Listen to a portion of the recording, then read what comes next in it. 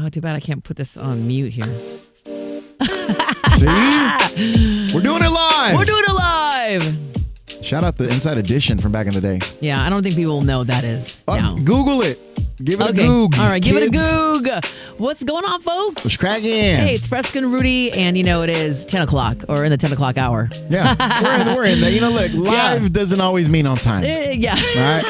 Never on schedule, always on time. That's my motto. Yeah, we had some technical difficulties, but thank you for joining us. We do this live every Wednesday at 10 a.m. right here on YouTube, and it's a good time every time. You know, life can be a technical difficulty sometimes, Ooh. Freska. Life has technical difficulties. For those of you that are just tuning in right now, Rudy is pretty deep. He can get really deep on stuff. So. I'm just talking about technical difficulties. I know, but as you were saying, how life can become that. That's true. But- I'm so deep. I'm profound. I'm so profound. He really is. He really is. But you want to just jump into this? Because this is actually really interesting. The Hit List Live is deep today, so go for it. So there was this researcher, okay, he published this book, and it's about intimacy. Here's what he had to say about that. 1/3 of people have fallen in love with someone they never thought they would. Ever.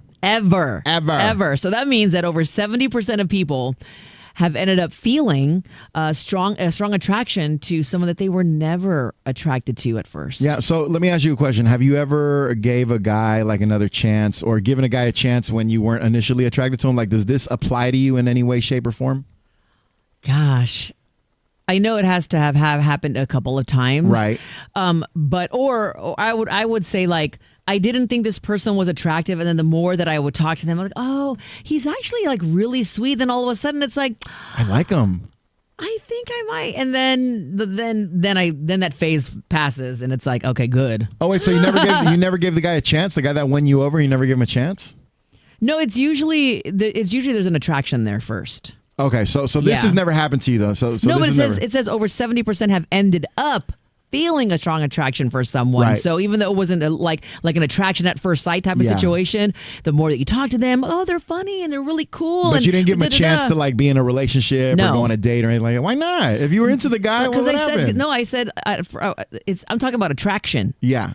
So there was an attraction there after, like, it wasn't there first. It wasn't there at the first time. Right. And then I was like, oh, okay, yeah, he's cute. He's cute. See, fellas, so even if you get out of the friend zone for a hot second, you got like a 30-second window to make something happen. Because the girl still might not give you a chance. Okay, but which is hard. What about you though? Have you ever gotten out of the friend zone?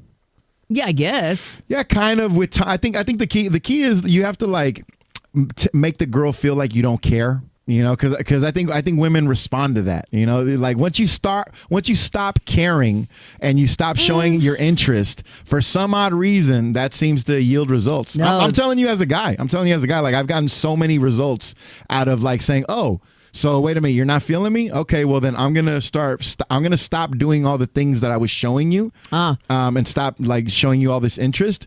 And for whatever reason, that works. Wow. Well, that works. I would say in a lot of cases, though, for the times where this person for whatever was like, yeah, I gotta give up. She's never gonna give me a chance, and I'm like, good. Right. Stop trying. Yeah, no.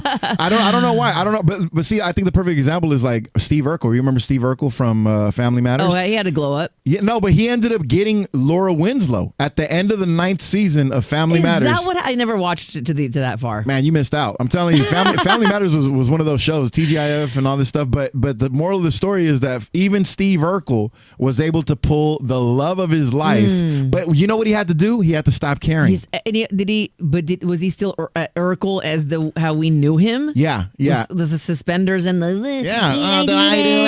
So he was. I'm doing this because it's the suspenders, but he overcame all those obstacles. His appearance, his nerdiness, his annoying character. So he never overcame gave all up. That. He never gave up. But he had to give up.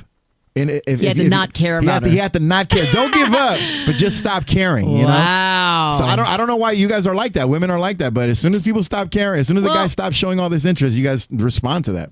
That's weird. See, what guys is I don't different. think so. I don't think so because that's not me. Right. So I don't see that. Yeah. It's always been a case of like, oh, good. Yeah. Like he's like, oh, I'm not gonna get none. Yeah, bye. Right. You know what I'm saying? But I'm telling you, like if you want to catch a fish, you don't ask the fish, you ask the fisherman. And as a fisherman, I'm telling you, that bait always works. Really? I don't know. Right, well, you must be a slippery fish. Good for you. Advice from Rudy Ortiz in his book of love. Yeah, no, it'll be an audiobook, if anything. Okay. All right, you're listening to Hit List Live right now, talking about fishermen and fish and all that. With Freska and Rudy, make sure to give us a follow on Instagram at Freska and Rudy. And shout out to everybody who's following us right now on our page because we're blowing up. Yeah. It's the exclusive home of Off the Hook, by the way. So that's right. Got a lot of drama on there. Mm-hmm. Exactly. Darn. Nice transition. Okay. Thank you. Thank you so much. So what Freska just did right there is an epidemic that's going around the workplace. Epidemic. And we were talking about this earlier when we were walking in the hallway. I don't know why, but Freska has this really bad habit of like scaring people. Why is it a bad habit though? Well, because you always get people when they're like walking out of the bathroom or when they just poured a cup of coffee. You, for some reason, get a real kick out of just scaring the hell out of somebody when they're walking around a corner. And you've done it multiple times in this building. Why do you enjoy this so much? Why are you so into scaring people? It makes me happy. I love to see somebody just get like... I love seeing somebody get scared. It makes me laugh. Is it just like the vulnerability? Yes, because you're coming out of the bathroom and you have no idea I'm around the corner, and then it's fun. And then you got to do a U-turn to go right back into the bathroom. Well, the other day, I actually thought it was Believe It All. He does middays here on 102.9 KBLX. And he's the king of pranksters. He loves to prank. So if I can get him, I will do it every time, which is very rare. But I thought he was going to the bathroom. It was down the hallway. I heard he was talking to the boss. I can hear them coming down the hallway. And I'm like tucked into this little spot. But the person that came around was our boss. Right. And so I scared him instead. And I sent him an email later. I was like, oh, sorry about that. I thought it was Billy. That's the thing, though. You got to have some limitations on who you are willing to scare. Not on Billy. Not on Billy. But no holds barred. What are the requirements, though, to in terms of the people that you will or will not scare? I know age has to be one of them. No. Oh, you're not going to scare you're not going to scare no 75-year-old man. Well, no, you're not going to do that. I don't think I've ever tried that yet. But when I'm 75, I'll probably still be at this. So you probably still will. Yeah. So when a new person comes into the building, what do they have to? What are the requirements here? Do they have to be cool? The new person. We have some new account executives in the building, so I'll probably do that. But do they have to be young? Do they have to be cool? No. I just have to catch them. If they're down the hall and scare an absolute stranger. He's not a stranger. We've met. We've met. Randall, calling you out, boy. Are you going to scare him? Or? Yeah. Thanks for the idea. That's crazy. I'm good. I can't just scare anybody. It has to be somebody that I'm cool with. Because you're going to ruin a relationship like that. No, I've scared you. No, yeah, but that's what I'm saying. Me and you are friends, though. Yeah, you have to be. Here's the thing. There has to be a rapport. The person has to be young to begin with. I'm not scaring no old ass person because I don't want to be held responsible for something later on. Right. Yeah, because I know how these things go. Okay. It's California. It's the home of frivolous lawsuits. Oh, well, that is true. They have to be young. They have to be under 50. Okay. They have to be somebody that I've already had a conversation or two. You know what I'm saying? So we can actually have a cool relationship going on. Okay, well, that's Randall. And it's got to be somebody. It also has to be somebody that I feel would do it in return. You know what I mean? Well, yeah, of course. They have to have that demeanor where it's we're playful. We have this going. But more importantly, though, they can't be holding coffee because you like to do that to people that are holding coffee. That's a good idea. But I do like to get video with it too. I know. Yeah. So we've got this guy named Edwin. I've got him 2 times. Once with Rudy, and then once actually with Billy. So I recruited them to go and scare this guy. And you didn't have to be a part of that, but you did. So why did you want to help? Because something about scaring somebody, when you get scared, all of a sudden you want to start scaring people. It's contagious. I'll give you that. It's super contagious. Right. I'm starting to think that you just got traumatized. Somebody scared you when you were a kid. Oh, my sister used to traumatize me all the time. And you've just been doing that ever since, Wow. So it's fun. Do your best, you guys. If somebody scares you, try your best to push back, to push off the desire. It's a good time. I don't know. Record it. At least wait till they leave the bathroom. Yeah, well, I'm gonna try to get you again. Oh, you're always trying. I got him 5 minutes ago, so it's okay. But it's Freska and Rudy, and you're watching Hit List Live on YouTube, and we do this every Wednesday at 10 a.m. So make sure that you set an alarm for it. Tell all your friends and stuff, and also follow us on Instagram. That's at Freska and Rudy. All right. Love to have you there. But also let's talk about this because this is something, we talked about a little bit of epidemics here in the office. This is kind of I would like to say maybe I would be happy to say an epidemic coming back though. Oh, it's a return of an epidemic. It's a return of an epidemic, and that's goodness. buffets. Okay, buffets. That's bottomless. All you can eat. You know what I'm saying? Bottomless eating. I know. And why you say it like that? Because man, I'm trying to get my life right in 2026, and now buffets are making a comeback. But Americans are actually looking for thank you, crunching on them chips. But that's because American consumers are trying to find something that they can't, and that's value. Nowadays, especially in this economy. So it's like seeing them buffets make a comeback. It's like, let me go. I was stand in that line. The other day I went to Jack in the Box and I bought me and my buddy a meal, and it was like almost $40. And I'm like, what is the point? I know. Why am I coming to fast food? First of all, why am I coming to this? This is not like, nutritious food to begin with. It's just like filler. I'm just trying to eat something, so I'm not. It tastes I'm not good scared. though. But it does taste good, but I mean, it's bad for you, right? Yeah. And it's $40 for 2 meals. It's just like a burger, some fries, and a soda. So obviously there's no value there.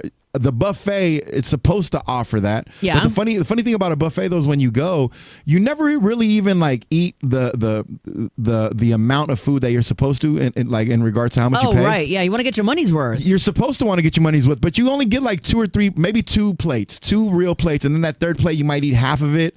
And then you walk out, so they kind of trick you a little bit. But I mean, yes, and there are like, a lot of buffet memories. Like if you're going to a buffet, folks are like, oh man, I'm not even going to eat until dinner, and they skipped lunch or they haven't eaten like 6, 7, 8, 10 hours. Yeah. And they're like, I'm going to get my money's worth. Yeah. You ever seen somebody just camp out at the buffet like after lunch and they're like, no, I'm going to stick around for dinner? Actually, one time it was my cousin. Yeah, but they kicked him out. I mean, they kind of have to. Yeah, because that's why they have limits. They do have limits. So when they say all you can eat, you can't really take that for face value. Yeah, well, they've said like all you can eat for like 2 hours, right? And then you got to go, and they give you these wristbands. Oh, everybody in the orange wristband, you got to get out of here. You've been here 2 hours. What's funny though is I'm pretty sure that they don't actually like announce the 2 hour or the 3 hour time limit, because here's the thing, like the human brain is so weird.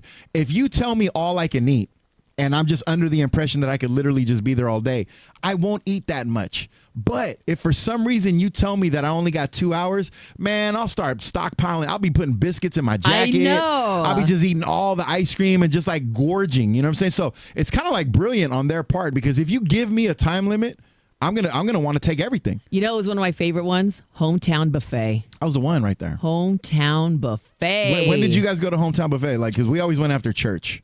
That was our go-to move. We usually went when there was a lot of family coming in. They're like, oh, let's go to Hometown Buffet. You can go.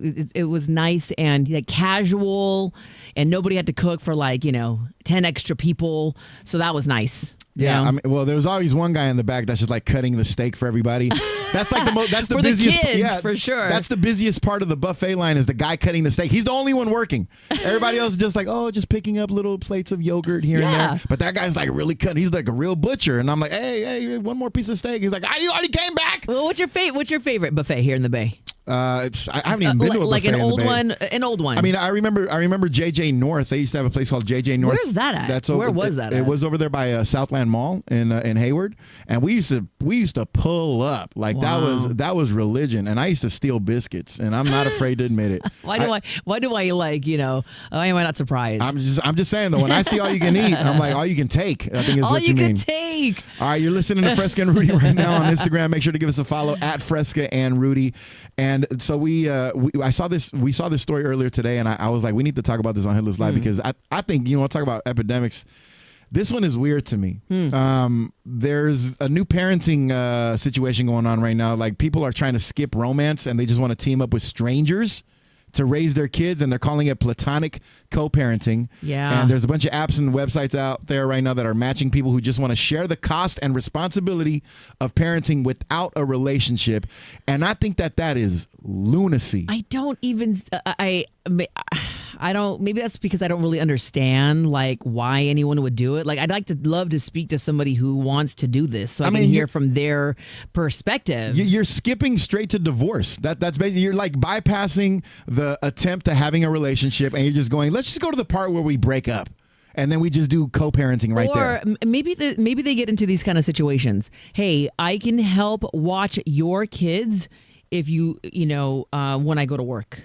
Yeah. You know what I'm saying? So it's like, daycare is very expensive. Right. So maybe they'll have some arrangements kind of like that. Or I'll pick your kid up all the time and from school and those after school activities, blah, blah, blah, in exchange for you buying them lunch and stuff or buying us dinner. You know what I mean? I don't know. Maybe that's it. I still think that the name, though, if that's the case, right, and you're basically just sharing the responsibilities, like the pickup responsibilities and dropping off and stuff like that. Daycare. I can understand that. But then if that's the case, though, I kind of feel like this app is a little misleading, though, because that's not really parenting.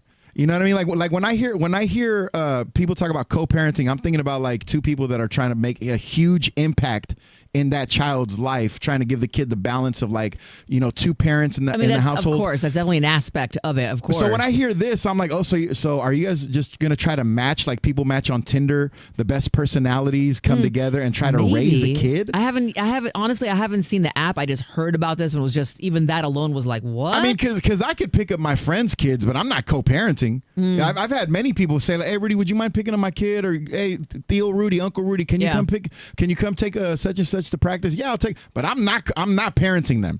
I'm just picking them up. You're like, I'm trust dropping me, you them don't off. want me to. Yeah, they're listening to like foul music in the car with their Uncle Rudy. I'm buying them food that they're not supposed to be eating. So I know I'm not parenting, but I'm kind of taking on some of these responsibilities. So I wouldn't really call that parenting at all. But you figure an app like this, I mean, this might become the norm. I don't know. And that is why. And this is the problem with the app world that we're living in. It's like there's an app, like that used to be the running joke. Yeah. There's an app for everything, but now it's like the literal truth. Yeah. So now if you I bet you that there's somebody out there who's like, let me be your parent matchmaker. Let me find that is so weird. Or they have those like quick matches or something like that. And quick co-parent match. And then what if you find your ex on the app and you match with them? Wow. It's like, oh damn, I'm back to square one. I know. I gotta get away from you. I left this lady because I wanted to do better, and now I match with you. Great. Oh, man. You're watching Freska and Rudy on Hit List Live right here on YouTube every Wednesday at 10 a.m. Set your alarm for it. Put it in your calendar. Spread the word. We'd love to have you here every Wednesday. But also, you want to make sure that you follow us on also TikTok and Instagram. And that would be at Freska and Rudy. And that's Freska with a K. All right. But this is something that people have been talking about. It's all over the internet. And it really has people divided. It really does. And it's about Jim Carrey. Yes. And his new appearance. His clone. And his Say what it is. It's a clone. Okay, so a lot of people do think that's a clone, that it is not him. So the way this all started was because he went to France. Yeah. And he received a Caesar Award. It's a very prestigious award. And he actually even had his acceptance speech in French. But he doesn't do a lot of appearances. He doesn't really like Hollywood and all the glam, which is kind of ironic because he's all over, our movie screens and things like that. But he came out with a new face. Yeah, a different face. And folks are like, that cannot be him, especially with how he has really been anti-Hollywood. Right. And that changing your face and surgery and all this kind of stuff kind of like in that Hollywood light makes you do that. Folks are like, nah, that's a clone. The reason people don't believe it's him is because they just can't imagine that a guy that's been so outspoken about how like empty and how fake Hollywood is would go through the process of Botox and things of that nature. I mean, because he doesn't seem like a vain person. You know, everybody's got a little vanity in him, but he just seems like the kind of guy that will accept the fact that, hey, look, I'm getting old. I'm a human being. This is what it is. So that's why I can't believe that it's Botox or anything like that, because it just doesn't fit the personality. So you think it's a clone. There's a woman that called. Her name is Jordan. Yeah. And here's what she had to say about the whole cloning thing. Hi, good morning. I had just heard on the radio the debate about Jim Carrey, and I definitely believe that guy is a clone, that the new Jim Carrey is a clone, and I wanted to have the other speaker's guy back. He's not crazy. He's not a conspiracy theorist. That is a clone. I think it's bad surgery. Yeah, I think it's a clone because just considering everything that's coming out nowadays, I don't put nothing past nobody, but I definitely believe that they're cloning people because if you look at the interviews of Jim Carrey before this clone came out, he was against Hollywood. He was against everybody. He was tired of the lies. Absolutely. So why would they not kill him and clone him and make him a person? So that's just my two senses there. and I had to have that guy's back because, yeah, that's a clone. So, you guys think that he got killed? Jordan is a critical thinker. Shout out to you, Jordan. Jordan. Thank you for supporting. Thank you. Now, let me ask you this question, though. Yeah. So you think that it's actually Jim Carrey? Yeah. Okay, then why was he signing autographs with the wrong hand? Because Jim Carrey is famously left-handed, but he was signing autographs with the right hand. Because Jim Carrey does that kind of stuff. So out of everybody, out of all of the celebrities, it would be Jim Carrey to dupe all of us. I don't think and who knows? Maybe the Jim Carrey that we actually saw was a mask. And this face that we see is actually him. See, now that's crazy. That's I'm just saying, that's a conspiracy theory. I mean, that's a. I think that if he was going to go like the Andy Kaufman route and start doing something wild, it would be something crazier than just switching hands when you sign an autograph. It would be something crazy. So I would believe, if you were to suggest this, I would believe that maybe he's trolling us. I definitely would believe that's part of it. But I don't believe that he's trolling us through Botox. I think that if he's in on this, he is somehow like orchestrating this whole thing from the back, from like backstage. But it's not through Botox. It's either he sent somebody out there like a body double, or it's a clone, or it can only be one of those two. But you know what? The sad thing is, if it really is him, what motivated him to do that? Because he wants us to realize how we're so invested in what Hollywood is in his mind, which is like this appearance empty, and weird, all of that. vain place, well, you know? So I think he's making his point. I think it's him. Him with just bad, what we think is bad plastic surgery. It's terrible plastic surgery. But if that's you what look, it was, the eyes it's bad. are the same. His eyes are the same color. I think he got an upper bleph. He also got some facial stuff done, a lift or so, like a facelift, because he still has the iconic like dimples and all that other stuff. I was. You got into it, just right? like everybody else. You got into it. Yeah, like enlarging the photos side by side, and I don't think it's over. I think it's him. And his publicist or his rep or whatever did confirm. That means nothing. That means nothing. That it was him. That means that I think we're going to see more of this. I think there's going to be more like appearances from this other Jim Cloney or whoever this person is, and I think we're going to be questioning it all over again. It's coming back. It ain't going nowhere. It's definitely very interesting. I'm here for that. What did Scarface say? It's in the eyes, Chico. The eyes, they never lie. Chico. He didn't have those Jim Carrey eyes. I'm telling you. I don't know. We'll have to see. Do you have a mailbag today? You know what? We don't. Okay. We don't. But did you want to? Let me see. Let me just check. Jump into our DMs. Maybe somebody send us up on the DMs and asking for us a question. I'm gonna look right now. We got a. Oh yeah, let's talk about that real quick. Yeah. Shout out to everybody that's gone over to the Freska and Rudy page where we have the exclusive home of Off the Hook, and you guys have on TikTok. Yeah. And checked out the video titled "She's Not Dead." Dude. The responses that we've gotten on that have been 1 million hits, 1 million views on this thing already. Hey, that guy was a slimeball, though. Like, he was a slimeball. And the crazy thing is that his wife was mad at the side piece. Yeah. That didn't even know that the wife existed because homeboy said that she was dead. Right. So yeah, you got to go check this out. You got to be mad at your husband though. This dude Deo went to the furthest lengths to try to get some action on the side, and it came back and it blew up in his face. And I've never heard a situation like that where like the person that we thought was gone and out of the equation just picks up the phone. Hey, what's up? Yeah. Hey, I'm his wife. And it was on and cracking. So 1 million hits later, it's the numbers are still climbing up on that. People are still watching it. Yeah. And you got to go watch it yourself. We appreciate that. Go to Freska and Rudy on TikTok or Instagram. Yeah. And there's another one that's popping off too. They're all popping off. Yeah. Parenting. Go look at that one. Telling you, man. That's crazy. People love the drama. People love the drama. Good times. We're trying to help people though. Yeah, of course we are. We're trying to help people. Trying to help people give us their drama. Hey, I'm not going to lie. Hey, I'm trying to help solve the problem. In my heart of hearts, I want to help everybody. But, man, some people just can't be helped. You can't do it. Just can't help them. I know. But thank you, everybody. Appreciate y'all. Make sure to follow us. TikTok, Instagram, the whole 9, at Freska and Rudy. And mine is at Freska on the air. And tune in to us tomorrow morning, 6 to 10. Give them your IG. It's Rudy Ortiz. Follow me right now. Do it guys. now.